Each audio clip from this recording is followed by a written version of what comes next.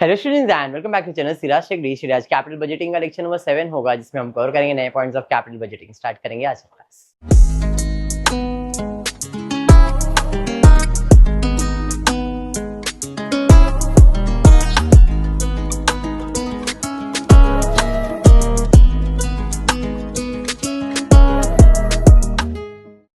समझो कि capital budgeting में लास्ट पार्ट ही है ये, IRR, internal rate of return.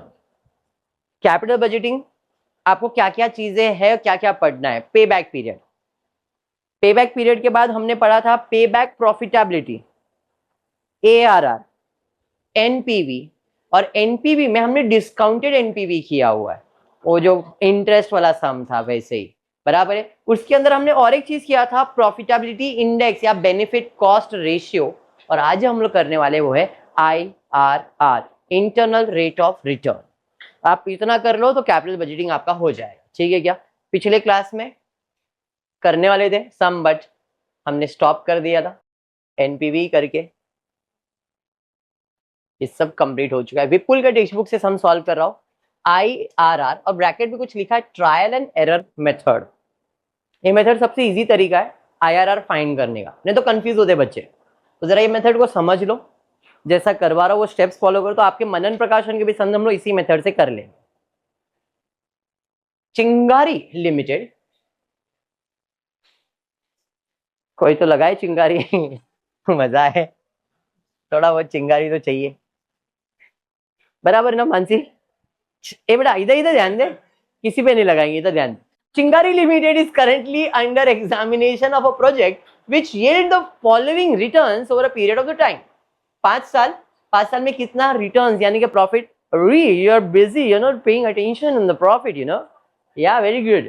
The cost of machine to be install, उसका कॉस्ट कितना है 20,000, and the machine to be depreciated 20% on WDV basis. Income tax rate is 50% if the average cost of raising the capital is 18%. Would you recommend accepting the project under IRR method? अब जरा ध्यान देंगे, अपने को cost of capital 18% दिया हुआ है, तो जब दिया तो फिर टेंशन किस बात का है। कुछ नहीं, आपने ये सब चीज किया हुआ। ईयर प्रॉफिट दिया हुआ है, अगर आप ध्यान दोगे 8,000, 8,000, 9,000, 9,000, 7,500। माइनस करूंगा डेप्रिसिएशन, कितना परसेंट 20%। कौन से मेथड पे WDV मेथड। तो 20,000 का 20% निकालोगे फॉर फर्स्ट ईयर 4,000 आएगा, बराबर है। 20,000 में से 4,000 माइनस करना पड़ेगा WDV, तो 16,000 आएगा। अब 16,000 का 20% निकालो, माइनस करो, अमाउंट मिल जाएगा। फिर उसका फिर 20% निकालोगे 2560 माइनस इज इक्वल टू, मैंने बताया ये करने के लिए, हाँ, फिर 20%, फिर 20%। देखो बराबर आ रहा है, पक्का, एनी डाउट। अगर लास्ट ईयर ध्यान से देखोगे ना, प्रॉफिट कितना है और डेप्रिसिएशन कितना है,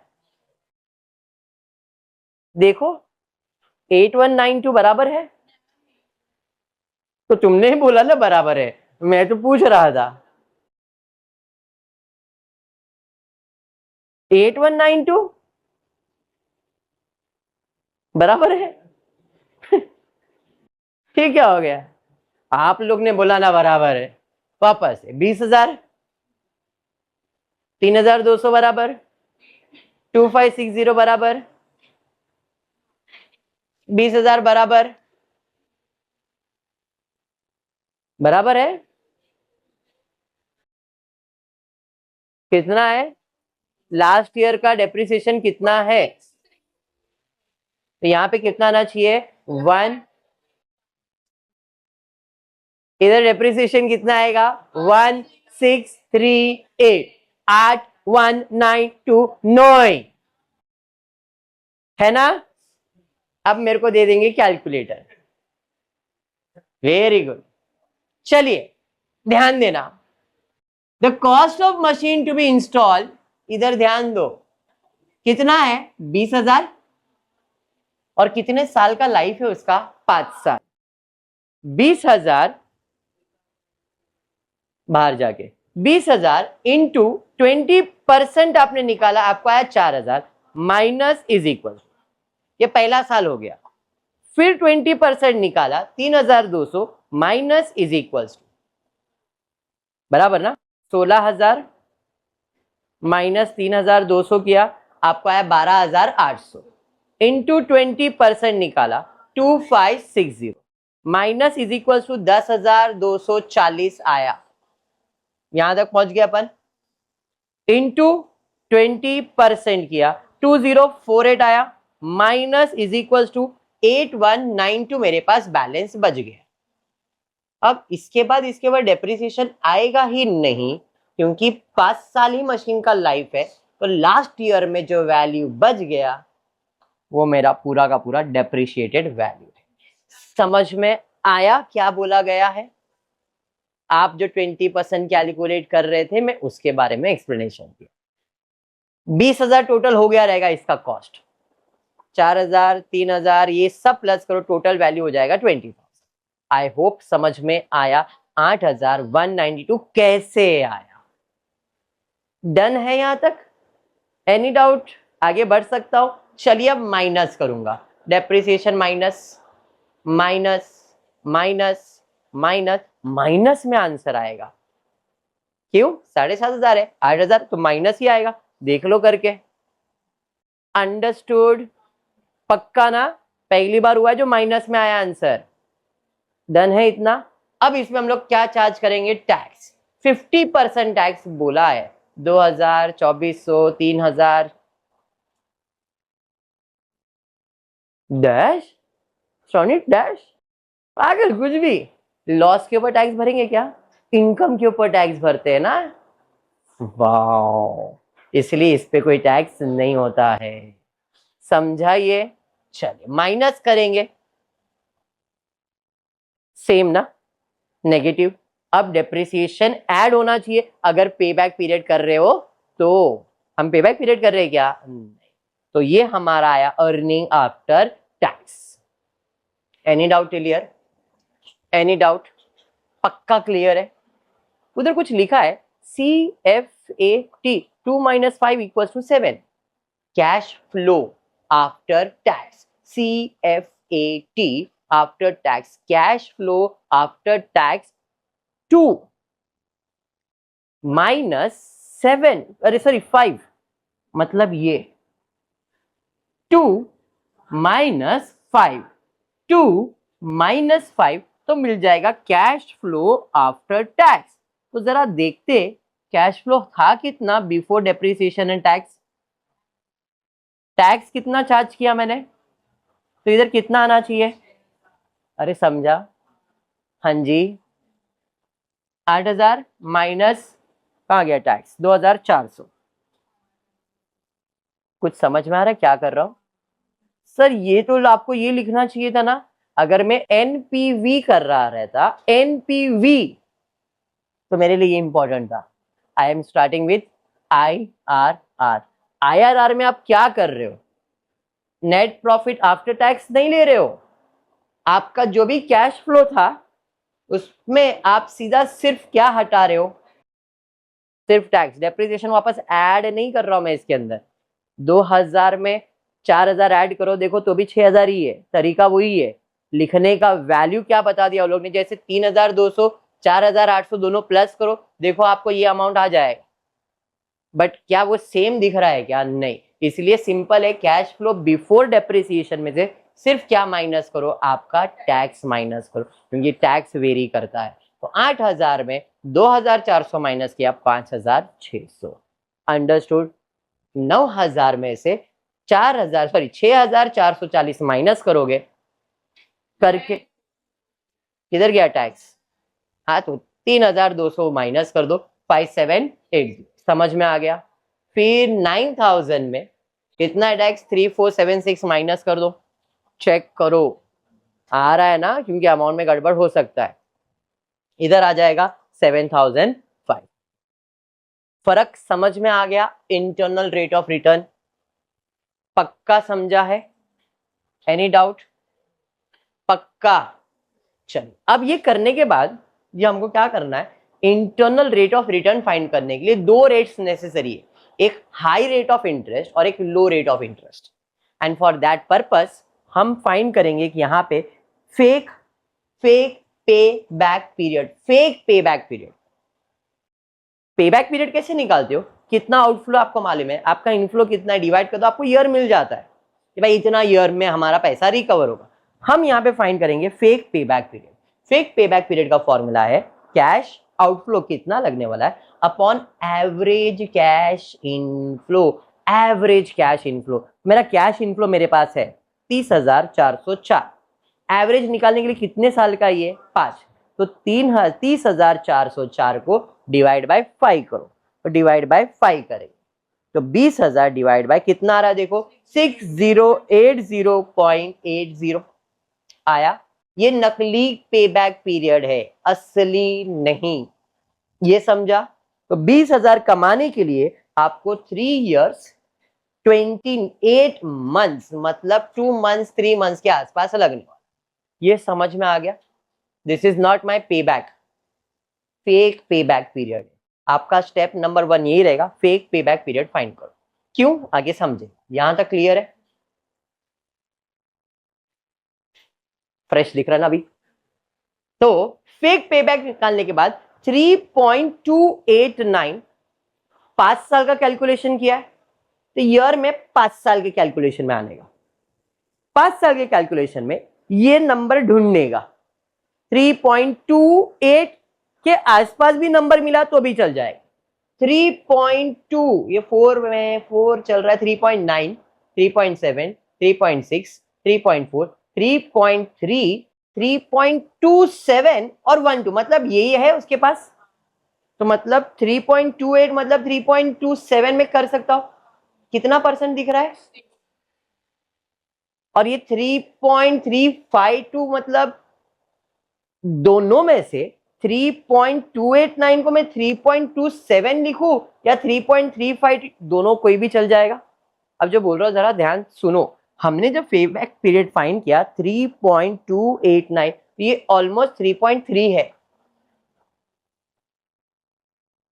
और ये है 3.274, तो आप ये भी सिलेक्ट कर सकते हो और ये भी, कोई भी एक सिलेक्ट कर सकते हो। आपको कॉस्ट ऑफ कैपिटल 18% क्वेश्चन में दिया है तो हमने यहां पे किया एज पर the annual table PV factor closest to 3.289 across the line 5th year will give you कितना 3.352। इसके आसपास वाला नंबर क्या है 3.352 है, जो ये दिख रहा है आपको 3.352। इस नंबर को उसके क्लोज लिया है, 5th ईयर में आए तो ये जो जा रहा है 3.27 कहां गया 3 उससे 1 पॉइंट कम था और ये उसके आसपास दिख रहा है। तो हमने कितने परसेंट पे क्लोज किया इसको 15%। जरूरी नहीं कि 15 16 भी लेके सॉल्व करोगे, बट आंसर अगर नेगेटिव में आएगा तो वापस 15 लेना पड़ता है। ये एरर बेसिस पे होता है, ट्रायल एंड एरर बेसिस पे। अभी हमने ये वाला नंबर सिलेक्ट किया, अगर अपने को लगा 15% राइट आंसर नहीं है तो हम 16 पे भी आ जाएंगे, ऐसे हमको क्रॉस चेक करना पड़ता है। तो मैंने 3.352 अभी एरर के लिए ले लिया। कितना परसेंट डिस्काउंट, क्वेश्चन में ऑलरेडी 18% दिया हुआ है, मैंने क्वेश्चन रीड करवाया था, 18% ऑलरेडी दिया हुआ है। मैंने ट्रायल एरर पे कितना परसेंट डिस्काउंट फैक्टर लिया है। अब ईयर आपको मालूम है, कैश फ्लो आपको मालूम है, आपने फाइंड किया हुआ है। डिस्काउंट फैक्टर कितना परसेंट लेने का 15, 1 डिवाइड बाय 1.15 कितना है 0.87 इक्वल्स टू 0.57756 0.658 572 बराबर है ये। तो फाइंड क्या हमारा आंसर 20,000 या उससे ज्यादा आ रहा है। हमारा कैश आउटफ्लो कितना था आ रहा है।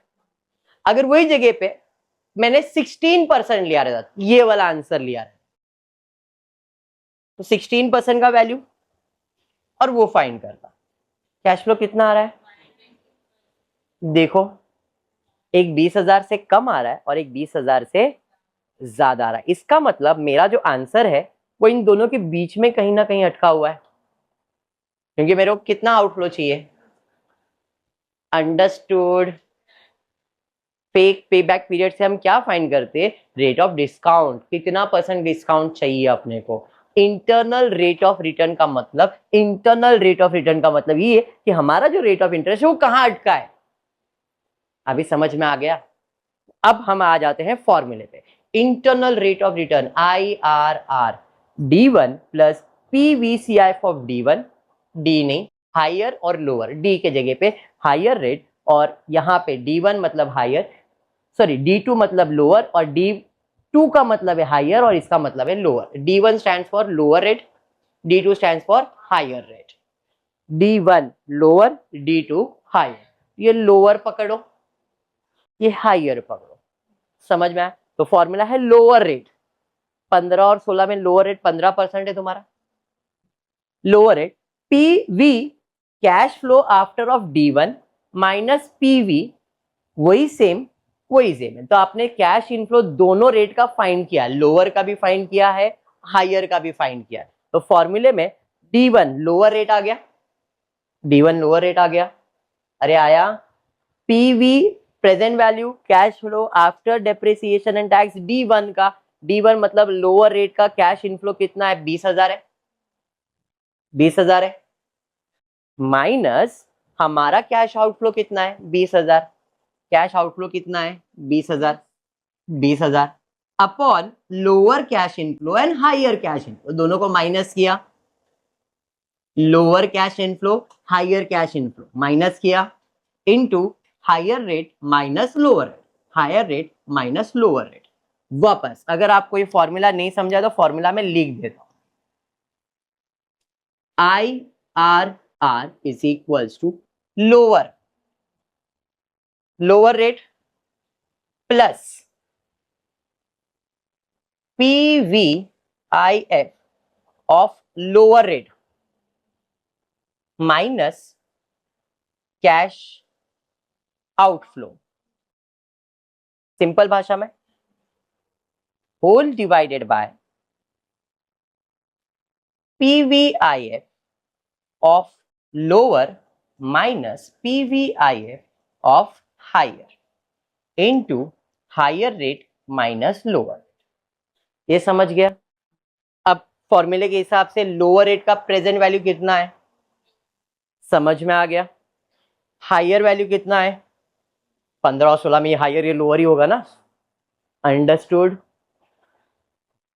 दोनों का कैश इनफ्लो डाल दिया, लोअर रेट 15, इसको छेड़ने की जरूरत नहीं है क्योंकि हमारा आंसर 15 और 16 के बीच में ही है। 15 PVIF था 20,144, उसमें से 20 माइनस करोगे 144 आ जाएगा, डिवाइडेड बाय 2144 माइनस 19,657 48 इंटू 1, तो इसको डिवाइड इंटू 1 कर दो, 144 डिवाइड बाय 487, वही मेरा आंसर है। तो 15 प्लस 0.295, तो प्लस करोगे तो 15.29 is my internal rate of return. समझ में आ गया? पक्का समझा है? IRR फाइंड करने का step number 1, find the fake payback period. Fake payback period से अपने को रेट ऑफ डिस्काउंट समझ में आएगा कि हमारा आंसर किसके बीच में है। दोनों का पीवी वैल्यू निकाल लो, फॉर्मूला अप्लाई कर दो। समझा अभी? Since IRR is lower than the average cost of raising capital, therefore project should be rejected. Normally हमारा प्रोजेक्ट का कॉस्ट कितना है और हमारा इंटरनल रेट ऑफ रिटर्न कितना आ रहा है, तो क्या एक्सेप्ट करूंगा प्रोजेक्ट? प्रोजेक्ट क्या हो जाना चाहिए? रिजेक्ट। समझ में आया? ये पक्का समझा है? नहीं? हाँ या नहीं? पक्का? सिमिलर सम वापस से, similar calculate IRR। Project x का कैश आउटफ्लो वाई का जेड का आउटफ्लो दिया है, इनफ्लो दिया गया है, इधर लॉस है, बाकी सब तो प्रॉफिट, इधर कुछ भी प्रॉफिट नहीं। चलिए स्टार्ट करेंगे। प्रोजेक्ट एक्स का fake payback period outflow divide by average cash inflow. Outflow कितना है और ये उसका इनफ्लो है, टोटल हो सकता है, करो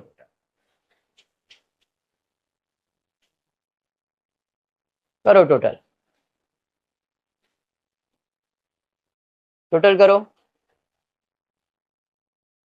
सर लॉस है, माइनस करने का 30, 1,20,000, 1,80,000, 2,40,000, 3,00,000 प्लस उसमें से 60,000 माइनस 8,10,000 आया। कितने साल का ये? 6 साल। तो डिवाइड बाय 6 करना पड़ेगा। अरे हाँ, 6 लाख डिवाइडेड बाय, अभी इसका जो आंसर आपको आया रहेगा 4.444444 आ रहा है आपको। Fake payback period for x समझ में आ गया। अब 4.4444 ढूंढो, कितने ईयर में चल रहा था ये? 6। तो 6 साल,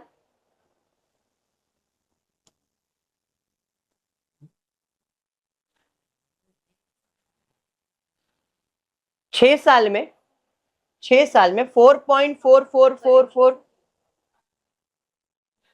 देखो 4.3 है, ये 4.6 है, मतलब 4.44 इनके बीच में ही कहीं पे, 8 और 10 के ही बीच में रहेगा मेरा आंसर। समझा या बाउंसर गया? हाँ या नहीं? चल 4.63 8 एंड 4.35 10। आप लोग अभी सोचेंगे सर हमारा टेबल का क्या होएगा, है ना? आप लोग को डायरेक्टली वैल्यूज दे दिया जाएगा। आपको डायरेक्टली जो ये वैल्यूज है ना, ये दिया जाएगा। और अगर नहीं, इफ नॉट, तो आपको बुक्स प्रोवाइड किया जाता है टेबल का, आपके क्वेश्चन पेपर में प्रिंट होके आ जाता है एफएम के। ठीक है, तो टेंशन लेने का। अब 8 और 10% मेरे पास आ गया। कैश इनफ्लो मेरे पास है पीवी फैक्टर 8% का वैल्यू और मल्टीप्लाई किया कैश इनफ्लो 10%। समझ में आ गया? इसका टोटल लिया, इसका टोटल। हमारा आउटफ्लो कितना है? इधर कितना आ रहा है, इधर कितना आ रहा है? समझ में आया क्या? एक पॉजिटिव एक नेगेटिव कम आ रहा है ना, आ रहा है, तो फिर प्रॉब्लम कंटिन्यू हो सकता है। ये ध्यान में रखना, दोनों पॉजिटिव रहेगा तो तकलीफ आ जाएगा। मतलब प्रॉब्लम क्या है, दोनों पॉजिटिव आ रहा है, मतलब ये वाला राइट नहीं है, फिर ये वाला लेना, तो कम कम दे रहा है वो, दोनों में प्रॉफिट ही दिख रहा है, तो पेबैक कंपैरिजन नहीं पॉसिबल है। एक पॉजिटिव और एक नेगेटिव देगा ही, तो आंसर उनके बीच में ही आएगा। एक आउटफ्लो से कम रहेगा और एक आउटफ्लो से ज्यादा ही रहेगा, कंपल्सरी है। यहां तक क्लियर हो गया? चलिए, अब दोनों मेरे पास है, तो formula for IRR, lower rate. Lower rate कितना परसेंट है? 8%। लोअर रेट का कैश इनफ्लो कितना है? 6,16,000 माइनस 6,16,000 में से 577 माइनस होगा, 10 माइनस 8 कर दो। समझ में आ गया ये? 2%। अब इसको डिवाइड, 2% नहीं, 2 ही लिखना है, परसेंटेज नहीं करना है।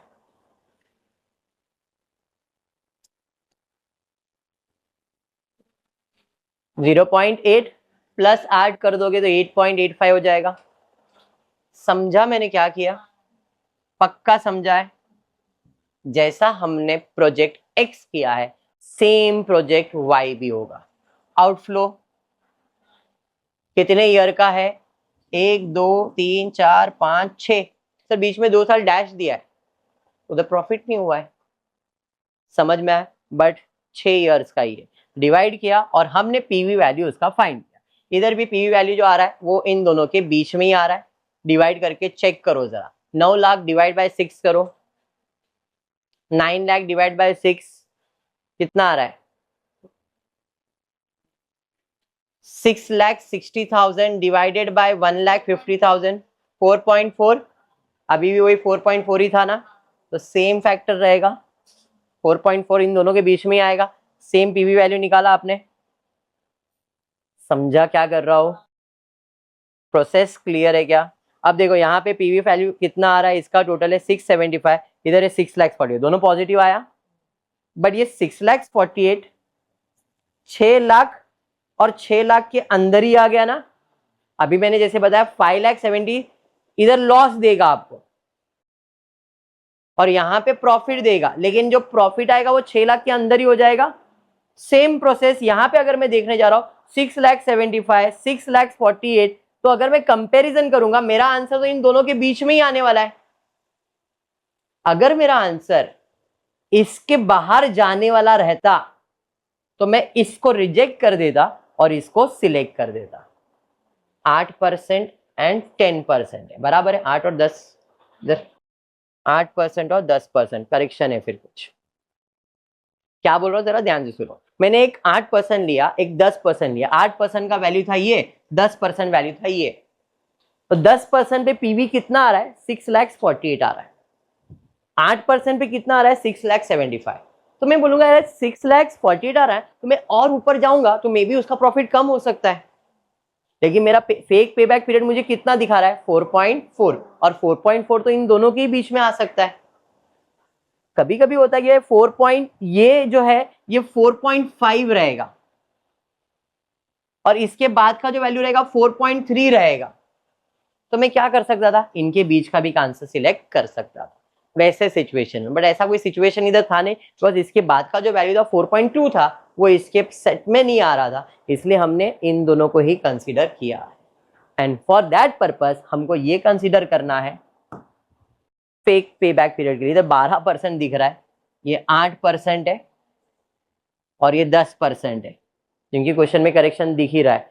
देयरफॉर यूजिंग 12 एंड 14, ओ हो लिखा है लिखा है लिखा है। तो वही बोला ऐसा गलत क्यों कर दिया। ध्यान हमने 8% कैलकुलेट करो जरा। 8% देखो ये ना उसका 8% वैल्यू, 8% वैल्यू ये है ना, इधर करेक्शन है, करेक्शन है। 8% वैल्यू देखो 0 पॉइंट ये आ रहा है क्या? नहीं, 8% नहीं आ रहा है। ये 10% भी नहीं है। यहाँ पे लिखा है बोथ, मैंने वही बताया both are positive. 6 lakh calculate करके देखना। एक रफ में मैं कैलकुलेट कर रहा हूँ, एक बेसिक अमाउंट बता दो मेरे को। 1 2 3 4 5 6 पे बैक बताओ मेरे को कितना है इसका? 3,60,000, 2,40,000, फिर dash dash 1,80,000 and 1 lakh. PV value बोलो 0.926, 8% यही है ना? 0.857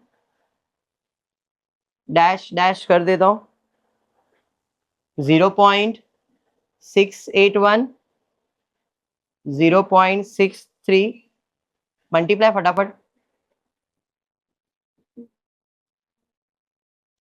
जल्दी जल्दी एक एक करके मल्टीप्लाई करके बता दो। 3,33,360। इधर कोई और दूसरा किया तो बता दो कौन सा? 1 लाख, हाँ बोलो। 1,22,580, फिर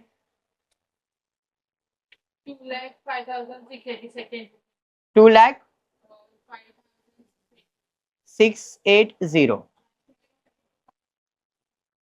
75,000,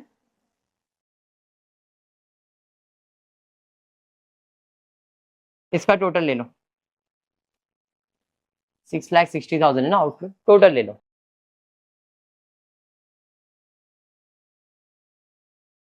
बोले ऐसा क्यों कर दिया लोग ने, मेरे ध्यान में नहीं। करो कितना आ रहा है टोटल इसका?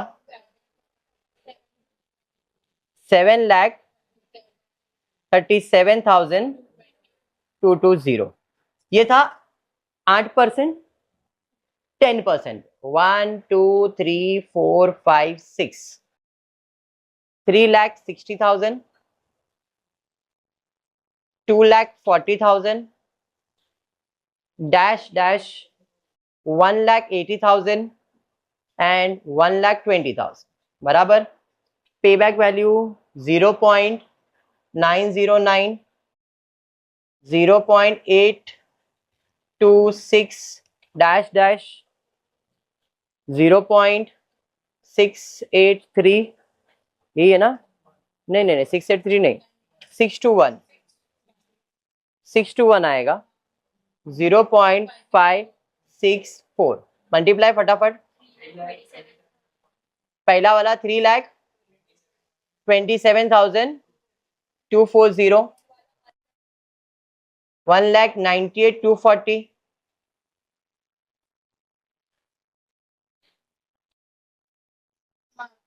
ये 21 है, 621,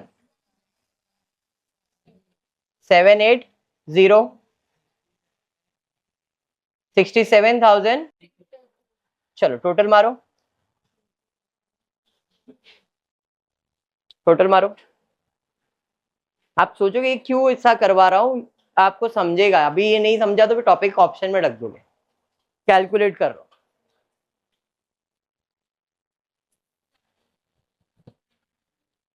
7,04,9। अब जरा ध्यान देखो, हमारा जो कैश आउटफ्लो है दोनों पॉजिटिव है। इधर क्या बताया था मैंने, एक कम एक ज्यादा होना चाहिए, नहीं तो फिर अपने को आगे जाना पड़ेगा।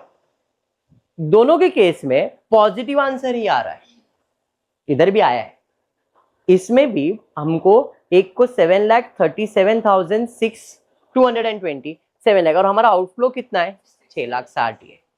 Since the outflow at 8% and 10% is positive, मतलब हमें इसे एक को नेगेटिव करना पड़ेगा। अब नेगेटिव करने के लिए अगर आप ध्यान दो तो पहले था 7,37,000, 10% पे हुआ 7,04,000। इसका मतलब जैसे मेरा रेट ऑफ परसेंटेज बढ़ेगा ना तो मेरा आंसर कम होते जाएगा। समझ में आया? तो मुझे अब उसके ऊपर के परसेंटेज को वैल्यू करना पड़ेगा, 10 के ऊपर जाना पड़ेगा। अगर आंसर कम आ रहा है तो मतलब एग्जाम्पल के लिए ये मैं देख रहा हूं तो मेरा प्रॉफिट जो इधर 7,37,000 था और यहाँ पे अगर 7,80,000 हो जाता, अपने क्या करना पड़ता, 8 से कम करना पड़ता। तो आपको एक पॉजिटिव और एक नेगेटिव कैसे परसेंटेज सिलेक्ट करना है समझ में आया क्या? हाइयर रेट लोअर रेट कैसे सिलेक्ट करना है समझा? क्योंकि इस केस में 8% और 10% में 10% का वैल्यू कम हुआ तो अपने को और ऊपर जाने से परसेंटेज क्या आएगा, कम होएगा। अगर ये केस में 10% वैल्यू बढ़ता, इससे ज्यादा हो जाता तो अपने को 8 से और क्या करना पड़ता, कम करना पड़ता। लॉजिक समझ में आ रहा है? आई होप इतना क्लियर हो, पक्का? तो इधर उसने लिखा है since the NPV for both 8 and 10 is positive, IRR will be between a negative and positive NPV. मतलब अपने को एक ऐसा एनपीवी सिलेक्ट करना पड़ेगा जिसमें एक आंसर पॉजिटिव आ रहा है और एक आंसर नेगेटिव आ रहा है। अभी हम और ऊपर जाएंगे, 10 के बाद 12% और उसके बाद 14%, दो कैलकुलेशन लेंगे। तो जब मैं दो कैलकुलेशन ले रहा हूं तो अब देखो इधर एक पॉजिटिव नेगेटिव आ गया, तो बोलेंगे सर कैसे? हमारा कैश आउटफ्लो 6,60,000 है, 6 लाख नहीं है, हम 6 लाख का अजम्पशन लगा रहे थे, 6 लाख नहीं, एक 6,60,000 है, तो इधर 6,75,000 है और 6,48,000 है, तो ये नेगेटिव दे दिया ना आंसर आपको उसने। समझ में आ गया?